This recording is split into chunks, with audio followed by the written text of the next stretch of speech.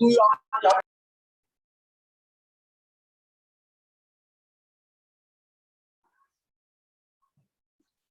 Attendance ले लेते हैं। सेकेंड हाफ की अटेंडेंस हो रही है। अच्छा, अरसलान अहमद खान,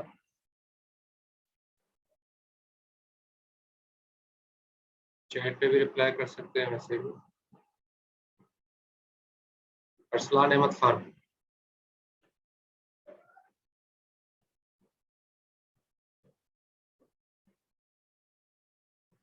अरसलान नहीं है।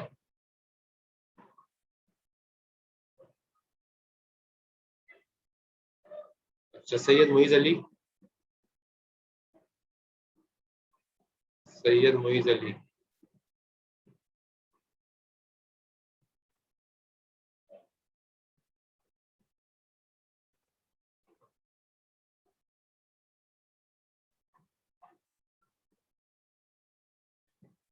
Ajmal Iqbal, present sir.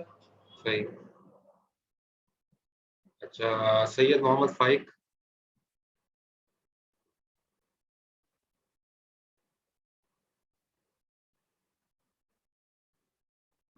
सैयद मोहम्मद फाइक नहीं।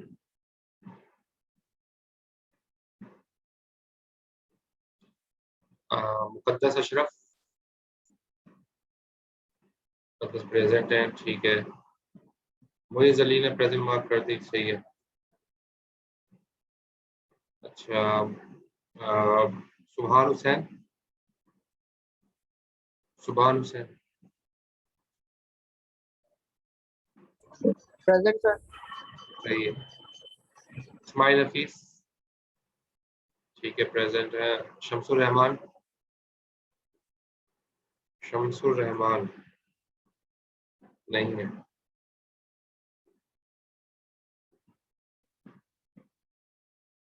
अच्छा, तहा अली, तहा अली प्रेजेंट है। मोहम्मद इब्राहिम, मोहम्मद इब्राहिम प्रेजेंट है। मोहम्मद वसीम, मोहम्मद वसीम, मोहम्मद वसीम नहीं है।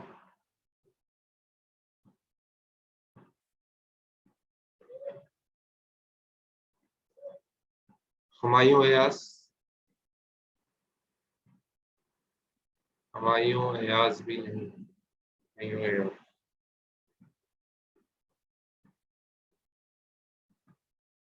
आशिर अली नाजमी, ठीक है, प्रेजेंट है। उसामा मीर, उसामा मीर प्रेजेंट है। गुलाम मुस्तफ़ा,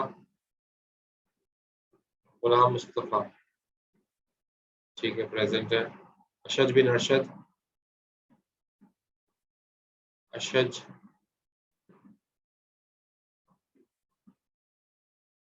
नहीं है।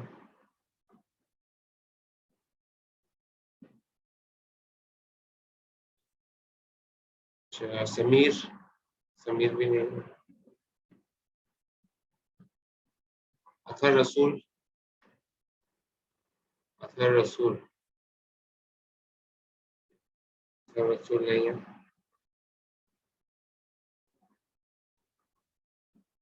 और शोज़ब रजा, ठीक है, प्रेजेंट है। मोहम्मद साद, मोहम्मद साद प्रेजेंट है। सैयद आशिर मजीद, ठीक है, प्रेजेंट है। मोहम्मद तालिब फारूक प्रेजेंट है। अस्मा गफूर, अस्मा गफूर प्रेजेंट है, ठीक है। और शाइस्ता शरीफ, ठीक है, प्रेजेंट है। मोहम्मद असद, मोहम्मद असद नहीं।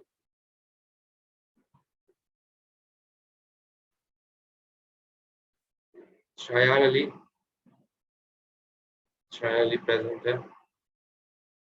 हुज़ैफा हुसैन, हुज़ैफा हुसैन प्रेजेंट है। मोहम्मद खुर्रम, मोहम्मद खुर्रम प्रेजेंट है। तैमूर तनीम, ठीक है, प्रेजेंट है। मोहम्मद साइम यूनुस, साइम यूनुस प्रेजेंट, ठीक है। तो और कौन अभी ज्वाइन किया है? उबैद खान प्रेजेंट है, ठीक है। अथर प्रेजेंट, अथर आ गए, उनकी एब्सेंट मार्क हुई थी लेकिन ये आ गए, सही। ठीक है सर, आपके आप लेट आए थे लेकिन आपकी प्रेजेंट लगा दी। और चलो और क्या, अच्छा मैं एब्सेंटीज के नाम कॉल कर रहा हूँ सेकंड हाफ में। अरसलान अहमद, SM फाइक, शमसुर रहमान, मोहम्मद वसीम, हुमायूं अयाज, अशद बिन अरशद, समीर और मोहम्मद असद। ये एब्सेंट है सेकंड हाफ में, बाकी प्रेजेंट है।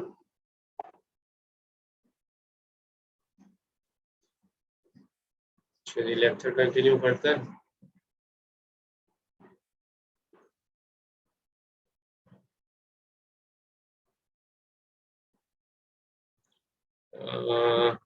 कौन कह रही है? आशिर। ठीक है आशिर, फर्स्ट हाफ में आपकी एब्सेंट है आप। आशिर अली लाजमी।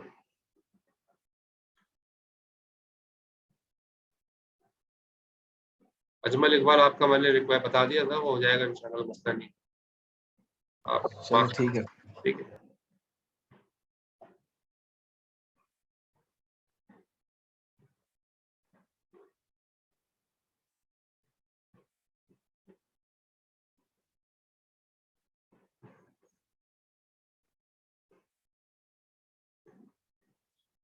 चलिए, ये हमने स्लाइड डिस्कस की थी अभी भी, कि हर प्रोसेस अपने बेस रजिस्टर और लिमिट रजिस्टर के दरमियान ही जो है वो चलता है। और उसकी वजह यही है कि एक प्रोसेस दूसरे के साथ जो है वो इंटरफेयर ना करे, और ये ज़रूरी होता है। ठीक है, और इसमें शुरू में बता दिया जाता है कि हर प्रोसेस जो है वो, उसमें लॉजिकल फिजिकल एड्रेस के बारे में बता दिया था आपको। फिजिकल लॉजिकल एड्रेस का मतलब क्या है कि उसका बेस बता दिया जाता है कि यहाँ से तो रखा जाएगा, लेकिन कहाँ तक जाएगा वो इतने बाइट्स बता दिए जाते हैं। अब वो बाइट जहाँ वो बाइट्स बता दिए जाते हैं वो बंद होता है लॉजिकल एड्रेस। फिजिकल एड्रेस, उस बाइट्स को आप ऐड कर लोगे तो जो एड्रेस बनेगा वो रैम का एड्रेस होगा, जो कि ज़ाहिर है एक फिजिकल एड्रेस होगा। तो ये इस तरीके से जो है वो हर प्रोसेस को लिमिट किया जाता है उसके अपने सेगमेंट के अंदर, ताकि एक प्रोसेस दूसरे के साथ ओवरलैप ना हो। तो यहाँ पर देखिए हार्डवेयर एड्रेस प्रोटेक्शन को यहाँ पर दिखाया गया इस डायग्राम में, किस तरीके से हार्डवेयर लेवल के ऊपर इस चीज़ को इंश्योर किया गया है। तो सीपीयू जो है वो एड्रेस चेक करता है। ठीक है, अगर वो एड्रेस बड़ा है, कि एड्रेस कौन सा एड्रेस की बात हो रही है? Base address. अगर जो है प्रोसेस बेस एड्रेस से बड़ा है और बेस प्लस लिमिट, यानी कि लिमिट जहाँ तक जा रहा है, ठीक है, तो प्रोसेस जो है आपका बेस और लिमिट के अगर दरमियान में है, यानी कि बेस से बड़ा है और लिमिट से छोटा है, जाहिर है जब भी तो दरमियान में होगा। ठीक है, अगर आपका प्रोसेस बेस और लिमिट के दरमियान है तो फिर यस, उसको मेमोरी के अंदर जगह दी जाती है। लेकिन अगर कहीं ऐसा हो जाए कि वो छोटा ना हो, नो पे चला जाए, यानी कि लिमिट से वो छोटा ना हो बल्कि लिमिट से ऊपर चला जाए, या बेस से वो बड़ा ना हो बल्कि बेस से छोटा हो जाए, तो जाहिर है वो सेगमेंट से बाहर जा रहा है। जब सेगमेंट से वो बाहर जा रहा है तो फिर क्या होगा? Trap to operating system monitor addressing error, वो एड्रेसिंग एरर दे देगा। वो प्रोसेस रैम के ऊपर जाके एग्जीक्यूशन के लिए नहीं जाएगा। जो प्रोसेस अपनी सेगमेंट से ज़्यादा हो जाएगा उसका साइज, ठीक है, यानी कि अपने सेगमेंट से अगर वो बाहर निकल रहा होगा, चाहे बेस से बाहर निकल रहा हो चाहे वो लिमिट से बाहर निकल रहा हो, ठीक है, प्रोसेस अगर चाहे बेस से बाहर निकल रहा हो चाहे लिमिट से बाहर निकल रहा हो, दोनों सूरतों के अंदर वो एड्रेसिंग का एरर आएगा, और वो चीज़ रैम, वो प्रोसेस रैम के ऊपर नहीं आएगा। तो हार्डवेयर लेवल पे इसको इंश्योर कर दिया जाता है कि जो प्रोसेस अपने सेगमेंट से कम ज़्यादा ऊपर होगा या नीचे होगा तो वो रैम पे जाएगा ही नहीं। इससे ये हार्डवेयर एड्रेस प्रोटेक्शन इस तरीके से की जाती है, मेमोरी को इस तरीके से बचाया जाता है कि प्रोग्राम मेमोरी में जाके क्रैश ना हो। क्लियर? कोई बात पूछनी हो तो पूछ लें।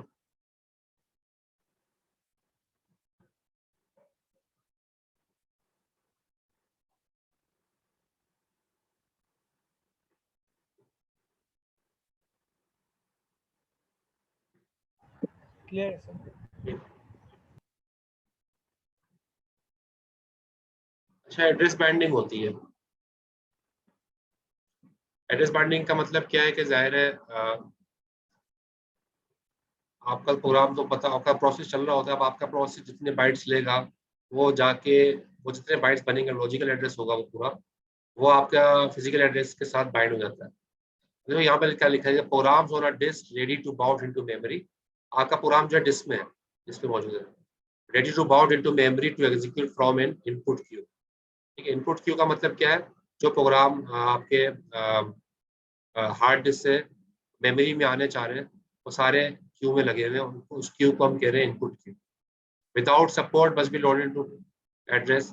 अब होता क्या है, कोई सपोर्ट नहीं है तो पहला प्रोसेस जाके हमेशा 0000 पे एग्जीक्यूट होता है, पहला प्रोसेस का एड्रेस वो यही लेता है। ठीक है, अगर कोई सपोर्ट नहीं है, लेकिन अगर पहले से बता दिया जाता है कि भाई ये एड्रेस आपको यहाँ पर जाना है, तो फिर वो उस लोकेशन पे रैम की चला जाता है। वरना अगर पहले से सपोर्ट ना दी जाए तो डिफॉल्ट वो यही एड्रेस, यानी कि रैम का जो स्टार्टिंग एड्रेस है वहां जाके पहला प्रोसेस जाके एग्जीक्यूट होना, उसको उसको मतलब वो एग्जीक्यूट होने के लिए वहां चला जाता है।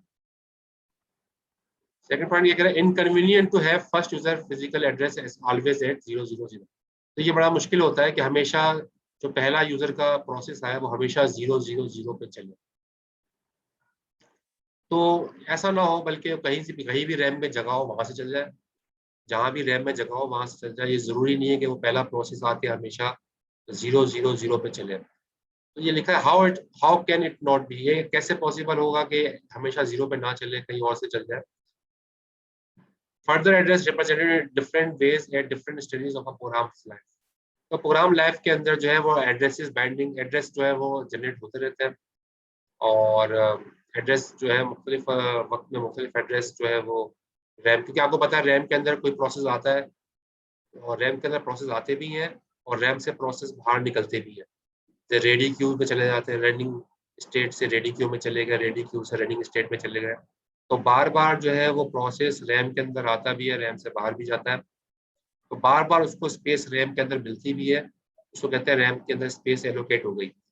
फिर वो रैम से चला जाता है तो डी एलोकेट हो जाती है। जब वो वापस आता है रैम में तो फिर दोबारा क्या होती है, वो री एलोकेट होती है। ठीक है, यानी कि दोबारा से डी एलोकेशन होती है एड्रेस की, और जरूरी नहीं है कि वो पिछली मरतबा जहां से प्रोसेस गया था अगली मरतबा प्रोसेस रैम के उसी हिस्से पर आया। ये बात क्लियर हो रही है आपको? जैसे मिसाल के तौर पे रैम है,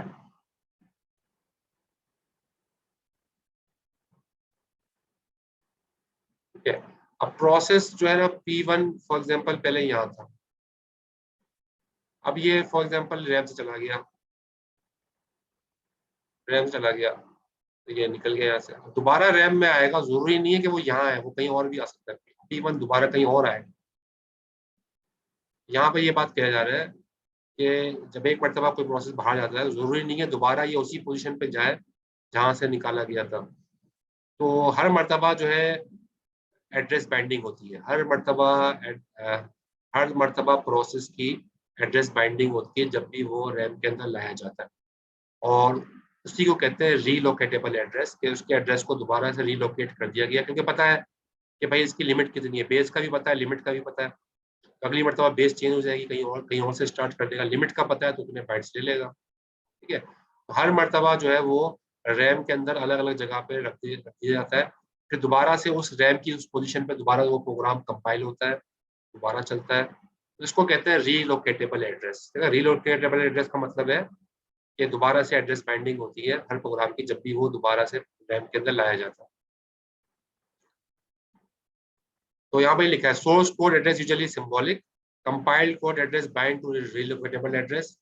जैसे फॉर एग्जांपल यहाँ बताइए 14 bytes from beginning of the module, यानी कि जहाँ से प्रोसेस रखा है वहां से लेके अगले 14 बाइट्स तक ये प्रोसेस जाएगा। ठीक है, तो अगली मरतबा कहीं भी आए वो 14 बाइट ही लेगा। ठीक है, वो वहां से बेस उठाएगा और 14 बाइट आगे के ले लेगा। तो कहीं पर भी आए वो 14 बाइट ले लेगा आगे। तो ये एड्रेस बाइंडिंग हो जाएगी कंपाइल टाइम के ऊपर।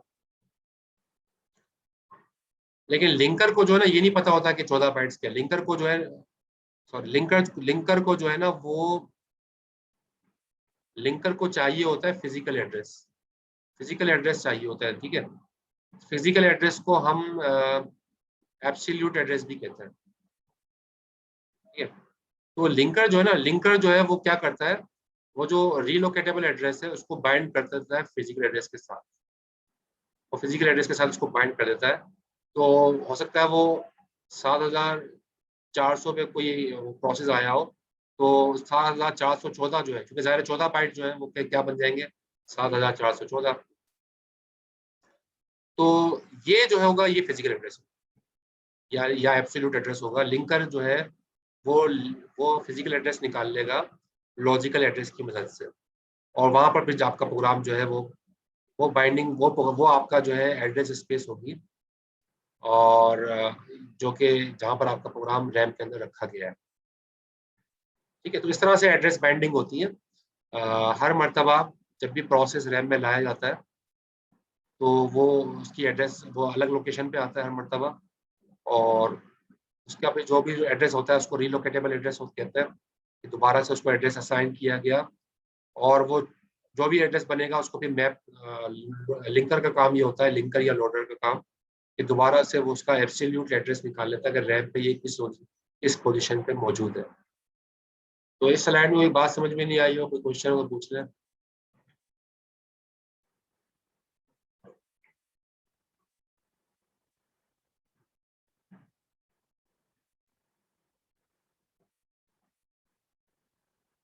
सही है, क्लियर है।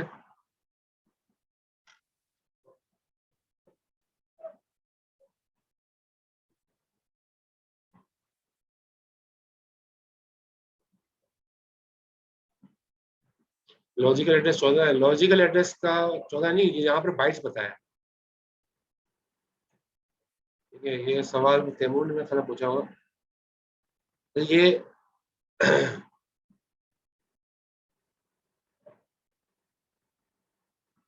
ये बता ये रहे यहाँ पे कि लॉजिकल एड्रेस जो है ना वो 14 बाइट से स्टार्ट हो रहा है from beginning of the mid, यानी कि कहीं पर रखा हुआ है, अगर फॉर एग्जाम्पल रखा हुआ है कहीं एक लोकेशन है, वो है मेमोरी की लोकेशन है 7400 74,000।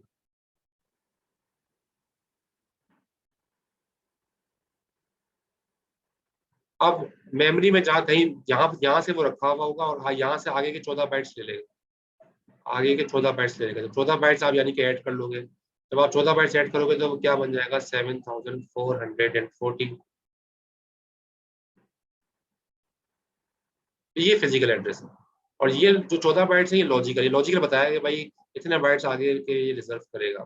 तो लोडर का काम ये होता है, लोडर क्या करता है, लिंकर या लोडर, कि वो ये निकाल लेता है, क्योंकि उसको ये पता है कि 14 बाइट्स आगे के रिजर्व होंगे इस प्रोसेस के लिए, तो वो ये एड्रेस निकाल, तो इसको कहते हैं ये अब ये प्रोसेस अब यहाँ से निकलेगा रैम से, अब दोबारा जब रैम में आएगा जरूरी नहीं है फिर वो 7400 पे है, फिर हो सकता है वो 82,000 पे आया, हो सकता है पहले 72,000 पे आया था, हो सकता है कि मतलब 82 पे आया, लेकिन वो 82 पे भी वो अब 14 बाइट्स ही लेगा, क्योंकि उसको पता है कि 14 इसका साइज है। तो अब वो एट फिर जो उसका जो एड्रेस बनेगा वो क्या बनेगा 82014। तो ये बात क्लियर हो गई, ये जो 14 बाइट्स है ये एक्चुअली उसका लॉजिकल एड्रेस के लिए है, कि ये इतने बाइट्स लेगा, फिजिकल उसको ऐड करके निकाल लिया जाता है।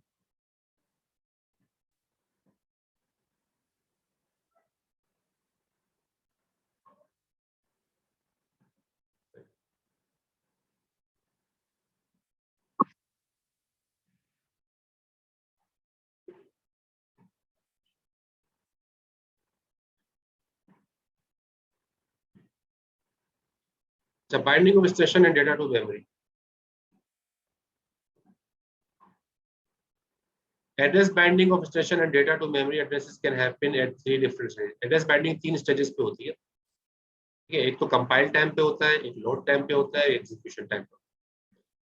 कंपाइल टाइम पे if memory location known a priori, पहले से पता है कि भाई कहाँ पर रैम के अंदर, अगर पता है कि रैम के अंदर आपका प्रोग्राम जो है या प्रोसेस जो है वो रैम के कौन सी लोकेशन पे रखा है, अगर पहले से पता है, प्रियोरी का मतलब पहले से अगर पता है, तो फिर absolute code can be generated, फिर तो एब्सोल्यूट कोड जनरेट होगा, वो हमेशा वो जाके रैम की उसी लोकेशन पे जाके कोड को जनरेट कर देगा, क्योंकि उसको पता है कि रैम कौन से एड्रेस, रैम के कौन से एड्रेस पे प्रोग्राम पड़ा हुआ है। वहीं जाके जो है उसको कोड को जनरेट कर देगा। तो must recompile code if starting location.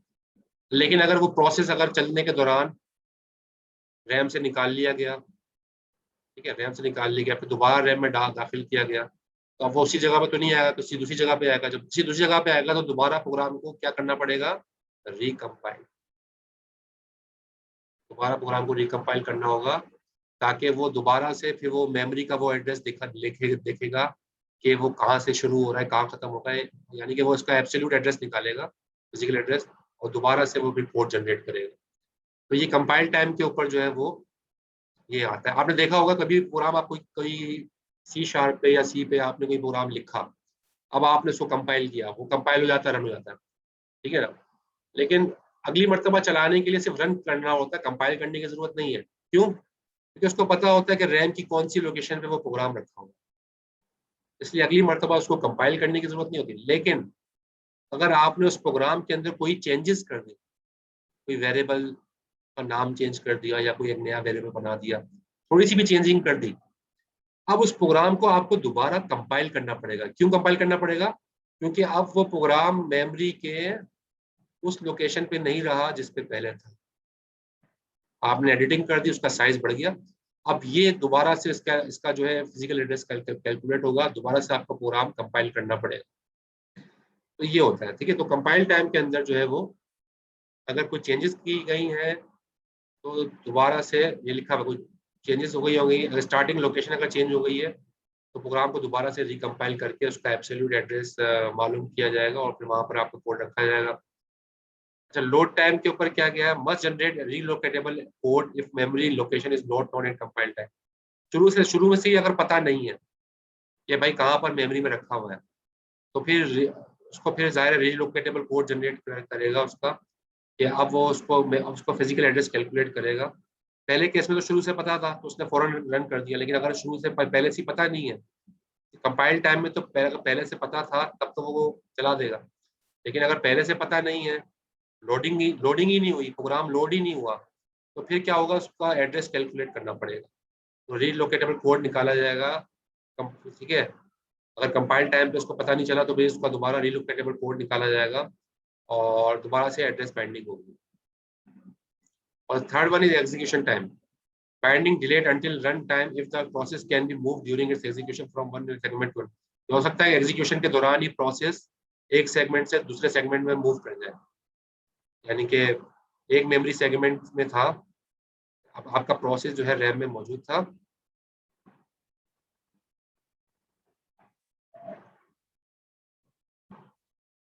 ठीक है, रैम में आपका प्रोसेस मौजूद था और ये रन टाइम के ऊपर यानी कि चल रहा था, रैम से निकाल लिया गया और फिर वापस इसको रैम में रखा गया, ठीक है। तो फिर जो है ना, अगर रन टाइम पे ऐसा किया गया तो एड्रेस बाइंडिंग जो है वो डिले की जाएगी,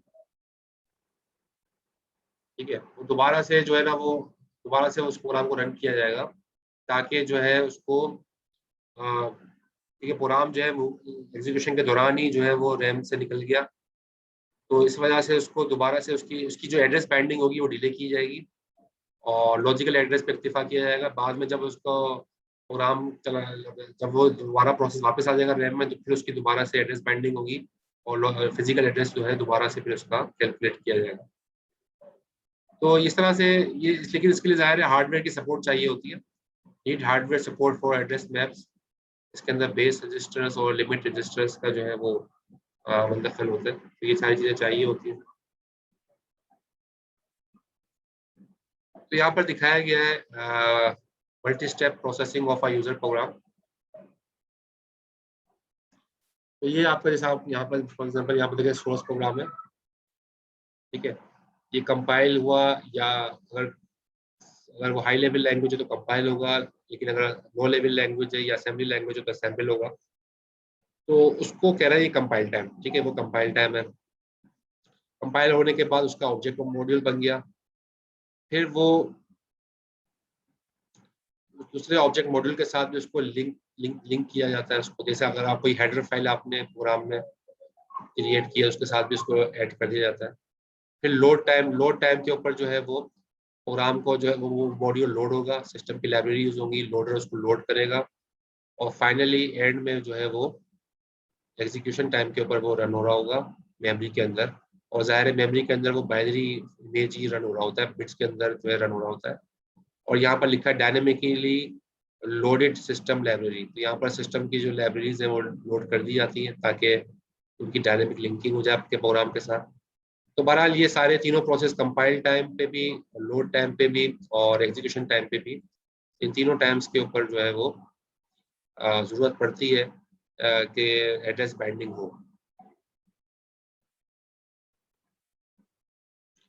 अच्छा, यहाँ दिखाया गया logical versus physical address space.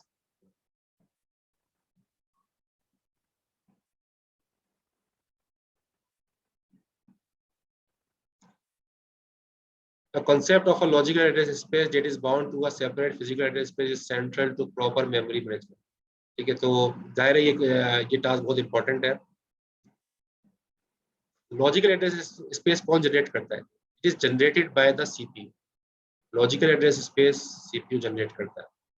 इसको, इसका दूसरा नाम वर्चुअल एड्रेस भी है। लॉजिकल एड्रेस का दूसरा नाम वर्चुअल एड्रेस भी है।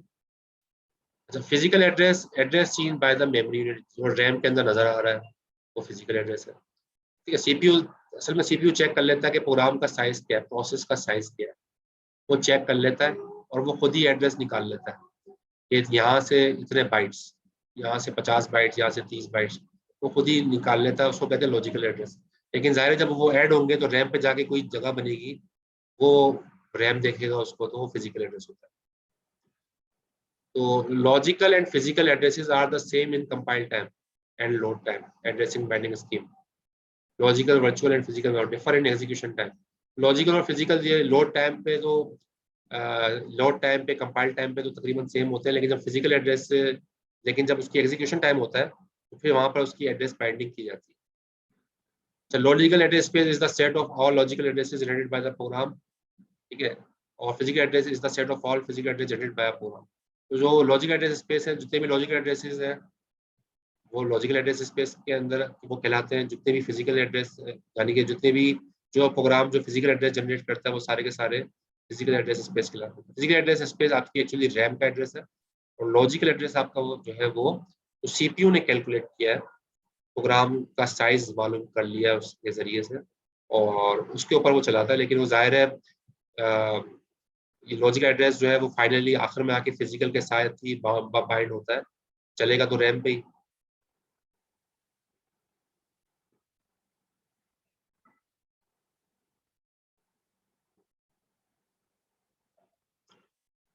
Memory management unit.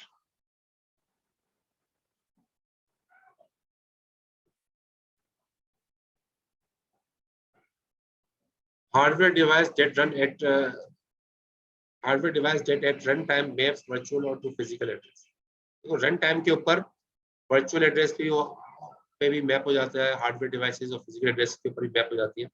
Many method possibles covered in the rest of this chapter. To start, consider simple scheme where the value in the relocation register is added to a very address generated by a user program at the time it is sent to a memory। अच्छा, base register now called a relocation register. जो base register है जहां से वो start हो रहा है उसको कह रहे हैं रीलोकेशन रजिस्टर। ठीक है, और एमएस डॉस और Intel 8086 use 4 relocation register. 4 relocation register Intel के माइक्रो प्रोसेसर यूज करता है, जो कि एक्चुअली बेस डिनोट करता है बेस रजिस्टर को। The user program deal with logical address, it never sees the real physical address. User program जो है, जो आपने कोड लिखा है उसको लॉजिकल एड्रेस नजर आ रहा होता है, फिजिकल एड्रेस यानी कि रैम का कौन सा एड्रेस है वो उसको पता नहीं चल रहा होता। Execution time binding occurs when reference made to a location in the memory. तो जब प्रोग्राम एग्जीक्यूट होता है तो रैम के अंदर जो है जो फिजिकल एड्रेस होता है उसकी उसकी लोकेशन वहां पर जो है वो बाइंड की जाती है। तो फिर उसके उस बाइंडिंग के साथ ही भी लॉजिकल एड्रेस जो फिजिकल एड्रेस आपस में बाउंड हो जाते हैं कि लॉजिकल इतने बाइट्स था तो फिजिकल का वो कौन सी मेमोरी पे जाके बना। जैसे यहाँ पर आप देखिए एक एग्जांपल यहाँ पर जैसे दिखाई गई है।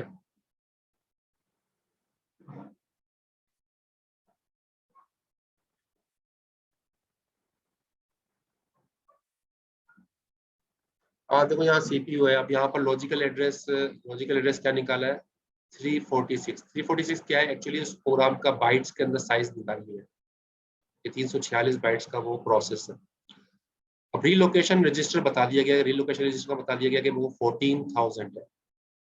ठीक है, 14,000 है। तो होगा क्या, मेमोरी यूनिट क्या काम करेगा कि वो जो लॉजिकल एड्रेस निकाला था उसके वो रीलोकेशन रजिस्टर के साथ वो लॉजिकल एड्रेस को ऐड कर लेगा। यानी कि 14,000 में 346 ऐड हो जाएगा, तो बन क्या जाएगा 14,346। ये वो फिजिकल एड्रेस है जहां पर रैम के ऊपर जाके जहां पर वो प्रोसेस चलेगा। ठीक है, तो वो एक्चुअली इस तरीके से होता है। कोई भी प्रोग्राम, ये जो लॉजिकल एड्रेस है ये सीपीयू कैलकुलेट करता है, और जो ये फिजिकल एड्रेस है ये रैम का होता है, जाहिर है जहाँ पर रैम के ऊपर रखा जाएगा। तो बस वही होता है कि रीलोकेशन रजिस्टर बता दिया जाता है, और रीलोकेशन रजिस्टर की जो, यानी कि जाहिर है वो बेस रजिस्टर ही होता है, जो बेस रजिस्टर की वैल्यू होती है वो रीलोकेशन रजिस्टर से जरिए बताई जाती है। तो बेस बता दिया जाता है, ये बता दिया जाता है कितना साइज है, तो बेस के अंदर वो साइज ऐड कर लें तो वो आपको मेमोरी का साइज निकल आएगा। रैम के ऊपर जाके वो कहाँ पे प्रोसेस चलेगा, वो कहाँ पे जाके मैप हुआ है, तो वो आपको वहां पर जाके बता देगा।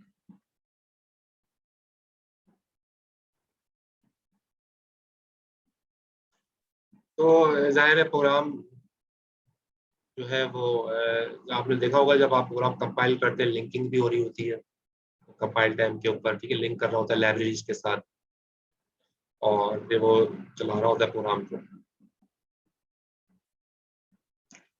Static linking, system libraries and program code combined by the loader into the binary program image. जाहिर है जो सिस्टम की लाइब्रेरीज होती हैं जो आप जो कि चल रही होती हैं, जैसे आपने इंक्लूड कराते हो ना, हेडर फाइल्स इंक्लूड करवाते हो अपने प्रोग्राम में, एसटीडीआई मुख्तलिफ लाइब्रेरीज जो है वो आपके ऐड करवाते हो, और प्रोग्राम कोड आपके प्रोग्राम के कोड के साथ कंबाइन होती है वो सारी लाइब्रेरीज, और फिर वो सारी कंबाइन होने के बाद उनका एक बाइनरी इमेज बन जाता है, यानी कि बिट्स की फॉर्मेट के ऊपर वो जाहिर रैम के ऊपर आ जाती है। तो ये कहलाती है स्टैटिक लिंकिंग। डायनेमिक लिंकिंग में क्या होता है, linking postpone until execution. Linking जब तक नहीं होती जब तक के प्रोग्राम एग्जीक्यूट नहीं होता। ठीक है? जब तक प्रोग्राम एग्जीक्यूट नहीं हो रहा उस वक्त तक जो है लिंकिंग पोस्टपोन रहती है। जब यानी कि एग्जीक्यूशन टाइम के ऊपर जो है वो प्रोग्राम की जो है लिंकिंग होती है जब आप एग्जीक्यूट करते हैं। Small piece of the code stub used to locate the appropriate memory resident library routine. तो स्टब के जरिए से जो है वो कैलकुलेट कर लेता है कि जो है मेमोरी के अंदर लाइब्रेरी कहाँ से कौन सी लाइब्रेरी रूटीन को जो है यूज करें। Operating system checks if routine is in processes memory address. ठीक है, तो ऑपरेटिंग सिस्टम क्या चेक करता है कि वो जो रूटीन है वो उसके एड्रेस स्पेस के अंदर मौजूद है कि नहीं। If not in address space add to the address, अगर वो एड्रेस स्पेस में नहीं है तो उसको ऐड कर लेता है। यानी कि ये लिंकिंग का, डायनेमिक लिंकिंग का थोड़ा सा तरीके का यहाँ पर बता रहा है। तो बहरहाल ये देख लेंगे। स्वैपिंग जो है, स्वैपिंग का मतलब क्या है, ये देखो ये बहुत इंपॉर्टेंट टॉपिक है स्वैपिंग का, कि प्रोसेस जो है वो आपके आगे डायग्राम भी आएगी। जैसे यहाँ पर देखो प्रोसेस जो है वो, ये P1 प्रोसेस है, ये P2 प्रोसेस है। ठीक है, और ये है बैक स्टोर। बैक स्टोर का मतलब क्या है, हार्ड डिस्क। जो ये हार्ड डिस्क हो गई आपकी, और ये आपकी रैम है, ये मेन मेमोरी है रैम। रैम के अंदर यूजर स्पेस भी है, रैम के अंदर ऑपरेटिंग सिस्टम भी है। ऑपरेटिंग सिस्टम पार्ट के अंदर जाहिर है आपकी विंडोज वगैरह जो भी है वो चल रहा होगा, जबकि यूजर स्पेस के अंदर वो प्रोसेसेस हैं जो कि प्रोसेस कभी रैम से निकल के हार्ड डिस्क पे चला जाएगा, कभी हार्ड डिस्क से निकल के दोबारा रैम पे आ जाएगा। ठीक है, रैम से निकल के हार्ड डिस्क पे जाए उसको कहते हैं स्वैप आउट। हार्ड डिस्क से निकल के रैम में आए उसको कहते हैं स्वैप इन। तो हम ये कहते हैं कि प्रोसेस जो है वो स्वैप आउट और स्वैप इन होता रहता है। ठीक है, और ये एग्जीक्यूशन के दौरान ये काम होता रहता है। अब मैं दोबारा पीछे आ रहा हूँ। अब देखिए हम स्वैपिंग को पढ़ लेते हैं, जब आपको कॉन्सेप्ट समझ में आ गया होगा। आप process can B swapped temporary, वक्ती तौर पे स्वैप्ड होता है process out of memory, RAM से बाहर निकल जाता है, रैम से स्वैप होता है टू अ बैकिंग स्टोर, कोई बैक स्टोर के अंदर, and then route back into memory for continue. दोबारा से फिर दोबारा मेमोरी में लाया जाता है ताकि दोबारा इसको चलाया जा सके। ठीक है, तो मेमोरी के अंदर यानी कि मेमोरी से प्रोसेस बाहर भी चला जाता है, थोड़ी देर बाद दोबारा वापस आ जाता है, रेडी स्टेट से रनिंग स्टेट, इस तरह से आईओ पे जब चला जाता है। आईओ का मतलब क्या है, वो चला ही गया बाहर, रैम से बाहर चला गया। तो प्रोसेस जो है वो रैम से बाहर जाते रहते हैं, आते रहते हैं, उसको कहते हैं स्वैप इन स्वैप आउट।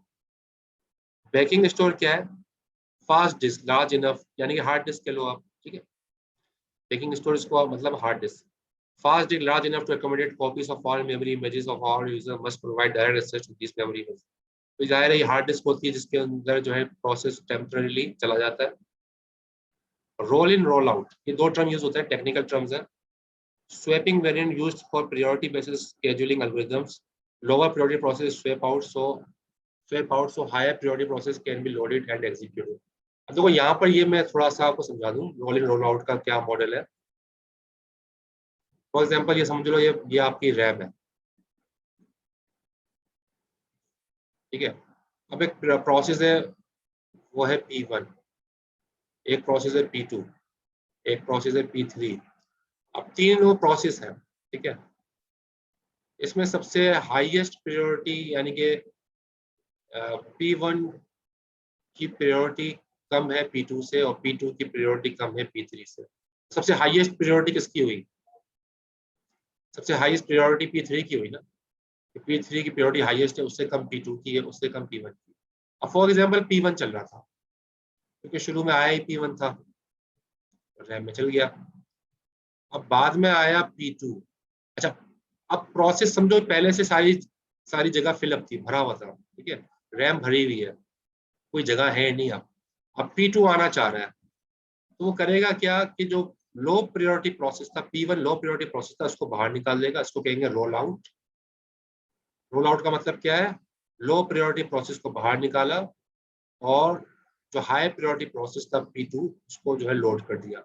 उसको P1 को बाहर निकाल के कहाँ रख दिया, बैक स्टोर में। बैक स्टोर का मतलब क्या, हार्ड डिस्क।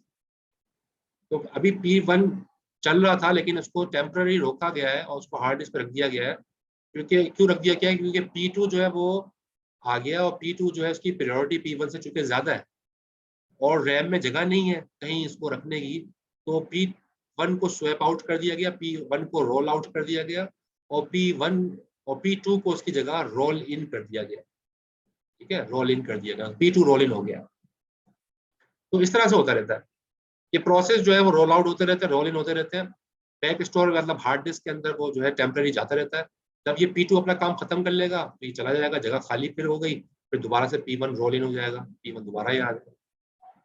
क्योंकि P1 अभी खत्म थोड़ी हुआ था, P1 तो अभी चल रहा था, लेकिन चूंकि P2 को जगह चाहिए थी, वो जगह थी नहीं, तो P1 को निकाल लिया गया, क्योंकि P1 का लो प्रायोरिटी प्रोसेस था, P2 हाई प्रायोरिटी प्रोसेस था। P2 का काम खत्म हुआ, P1 को दोबारा से रोल इन कर दिया गया। रोल इन कह लो या स्वैप इन कह लो, एक ही बात, ठीक है। तो इस तरीके से जो प्रोसेस जो है वो रोल इन और रोल आउट होते रहता है, और इस तरीके से जो ये चीजें मेंटेन होती हैं।